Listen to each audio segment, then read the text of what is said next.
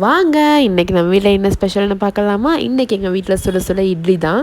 பாப்பா வந்து இட்லி பொடியோட இட்லி வேணும்னு கேட்டிருந்தனால இன்றைக்கி அவளுக்கு வந்து இட்லி ஊற்றியாச்சு.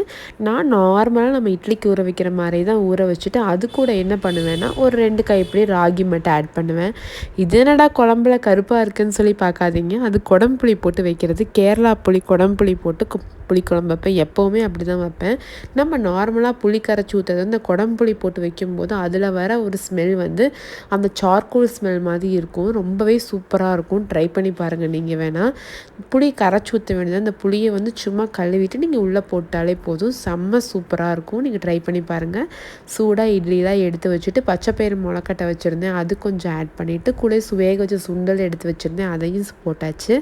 இன்றைக்கி காலையில் 4 இட்லியையும் வச்சு இந்த பச்சைப்பயிறு இதையும் வச்சுட்டு சுண்டல் குழம்பு மணக்க சுண்டல் குழம்பே உள்ளே ஊற்றியாச்சு. அப்புறம் பால் ஒரு கிளாஸ் எடுத்து வச்சுட்டேன். அப்புறம் ஒரு பனானா பிச்சு வச்சுட்டேன். பாப்பாவுக்கு வந்து இட்லி பொடி மிக்ஸ் பண்ணதில் மீதி இருந்துச்சு, அந்த இட்லி பொடியை எடுத்து வச்சாச்சு. இதான் இன்றைக்கி காலையில் ஏன் பிரேக்ஃபாஸ்ட்டு.